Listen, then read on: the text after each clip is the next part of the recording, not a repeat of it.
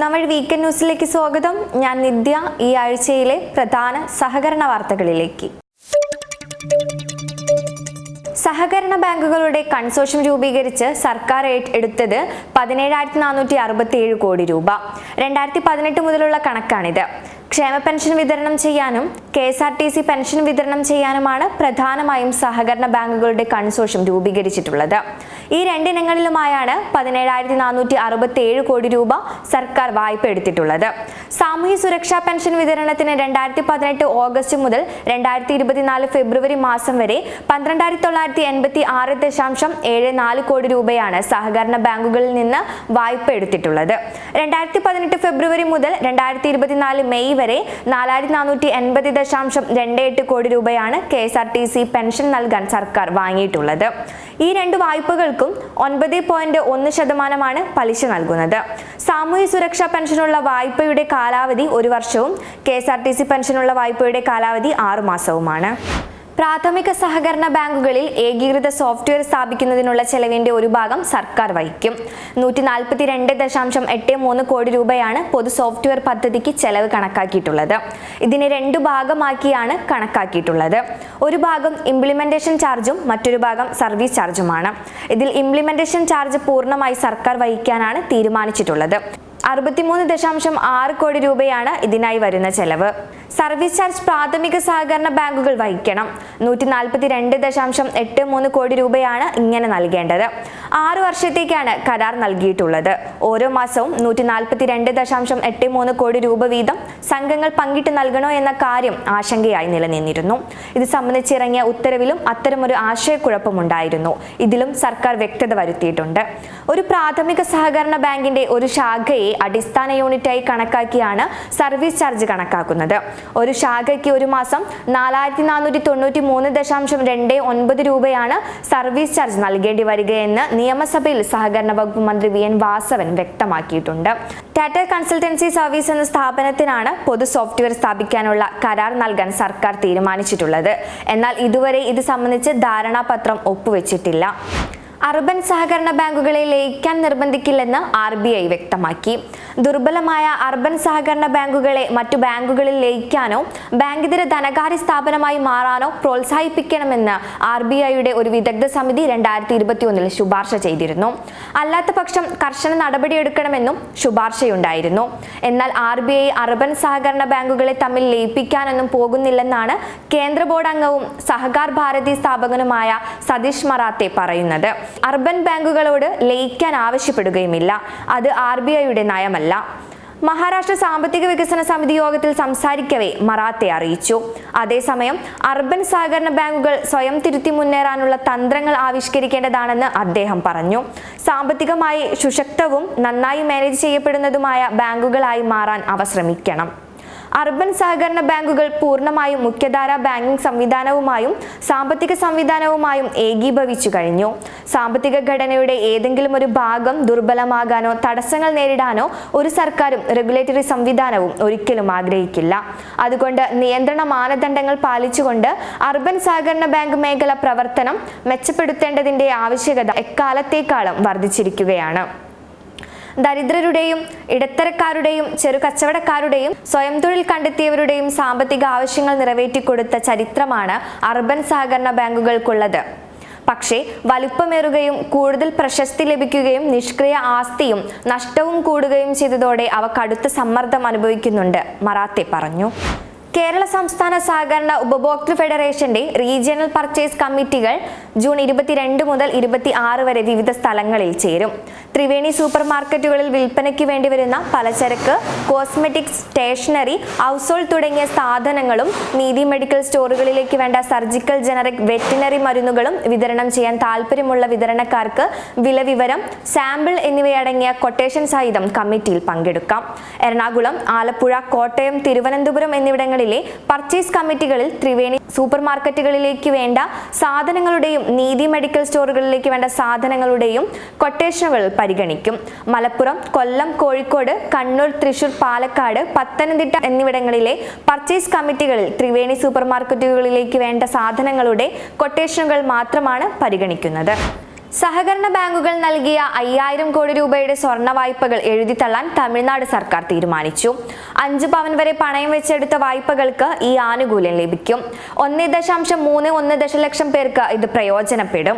2021 March 31 വരെ സഹകരണ ബാങ്കുകളിൽ നിന്നെടുത്ത സ്വർണ്ണ വായ്പ എഴുതിത്തള്ളണമെന്ന് സ്റ്റാലിൻ മുഖ്യമന്ത്രിയായിരുന്നപ്പോൾ പറഞ്ഞിരുന്നു. DMKയുടെ തിരഞ്ഞെടുപ്പ് പ്രകടന പത്രികയിലും ഈ വാഗ്ദാനമുണ്ടായിരുന്നു. 4818.88 കോടിയുടെ ഇളവാണ് അനുവദിച്ചിട്ടുള്ളത്. സ്വർണ്ണ വായ്പയെടുത്ത 13,12,717 പേർക്ക് ഇതിന്റെ പ്രയോജനം കിട്ടും. ഇത് സംബന്ധിച്ച് സർക്കാർ അറിയിപ്പ് വ്യക്തമാക്കി. സ്ത്രീകളുടെ സ്വയം സഹായ സംഘങ്ങൾക്ക് സഹകരണ ബാങ്കുകൾ വഴി അനുവദിച്ച 2755.99 കോടി രൂപയുടെ വായ്പകളും എഴുതി തള്ളിയിട്ടുണ്ട്. 1,17,617 സ്വയം സഹായ സംഘങ്ങൾക്ക് ഇതുകൊണ്ട് പ്രയോജനം കിട്ടും.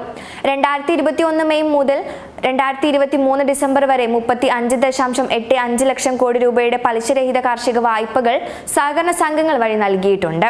46,72,849 കർഷകർക്ക് ഇത് കിട്ടി.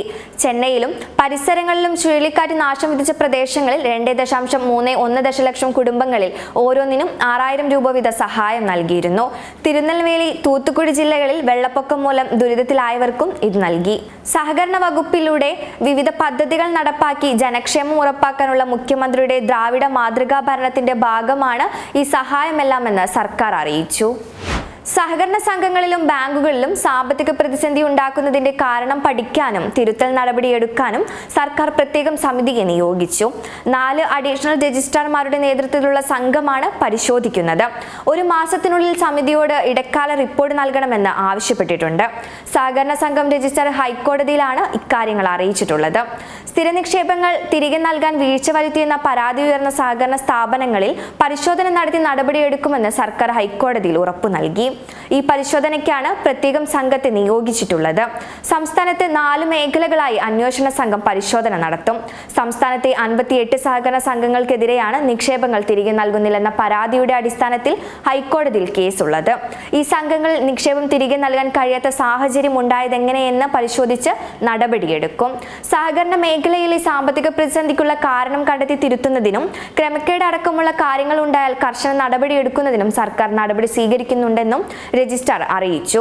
സഹകരണ സംഘങ്ങളിലെ പരിശോധനയിൽ എന്തെങ്കിലും ഗുരുതരമായ ക്രമക്കേടുകൾ കണ്ടെത്തിയാൽ അതിന്റെ റിപ്പോർട്ട് പോലീസിനും വിജിലൻസിനും കൈമാറാൻ സഹകരണ രജിസ്ട്രാർക്ക് അധികാരം നൽകുന്ന നിയമ ഭേദഗതി ജൂൺ 7 വിജ്ഞാപനം ചെയ്തതായി സർക്കാരിന് വേണ്ടി ഹാജരായ special government pleader PP Thajudheen അറിയിച്ചു. ഗുജറാത്ത് സംസ്ഥാന സഹകരണ ബാങ്കിന്റെ ബിസിനസ് 21,000 കോടി രൂപ കവിഞ്ഞു. 106.59 കോടി രൂപയാണ് ലാഭം. 65-ാം വാർഷിക പൊതുയോഗത്തിൽ അറിയിച്ചതാണിത്.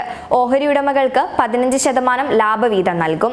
2024 മാർച്ച് 31 കണക്കു പ്രകാരം നിക്ഷേപം 12,012 കോടിയായിട്ടുണ്ട്. മുൻവർഷം 10,611 കോടിയായിരുന്നു. വായ്പകൾ 8,362 കോടിയിൽ നിന്ന് 9,325 കോടിയായി.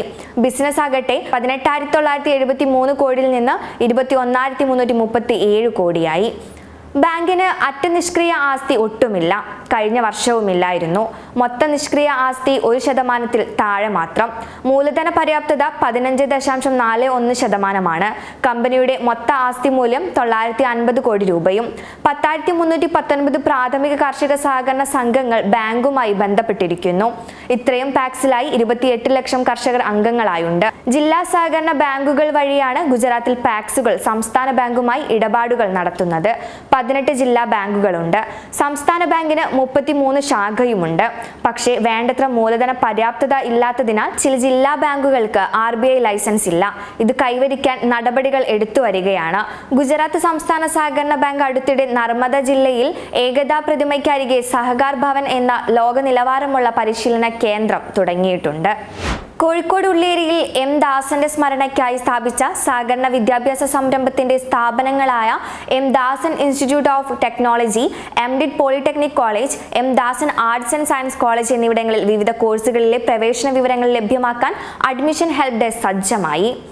M. ദാസൻ ഇൻസ്റ്റിറ്റ്യൂട്ട് ഓഫ് ടെക്നോളജിയിൽ civil engineering, computer science and engineering, electronics and communication engineering, mechanical engineering, computer science and engineering, electrical and computer engineering, electronics and computer engineering എന്നീ വിഷയങ്ങളിൽ BTech കോഴ്സുകളും, computer science and engineering environment engineering എന്നീ വിഷയങ്ങളിൽ MTech കോഴ്സുകളുമുണ്ട്.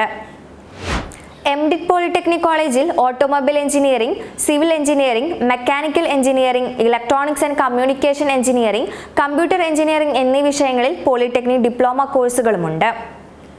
M. Dasan arts and science കോളേജിൽ BSc psychology, BCom corporation, BCom finance, BA English കോഴ്സുകളാണുള്ളത്. മിടുക്കരായ വിദ്യാർത്ഥികൾക്ക് scholarship ഏർപ്പെടുത്തിയിട്ടുണ്ട്. ഈ ആഴ്ചയിലെ പ്രധാന സഹകരണ വാർത്തകൾ ഇവിടെ അവസാനിച്ചു. കൂടുതൽ വാർത്തകളുമായി അടുത്ത ആഴ്ച വീണ്ടും കാണാം. സഹകരണ മേഖലയുമായി ബന്ധപ്പെട്ട വാർത്തകളും വീഡിയോകളും നിങ്ങൾക്കും നൽകാം. അതിനായി moonamvazhi@gmail.com എന്ന മെയിൽ ID യിലേക്കോ 6238500515 എന്ന നമ്പറിലേക്കോ ബന്ധപ്പെടുക.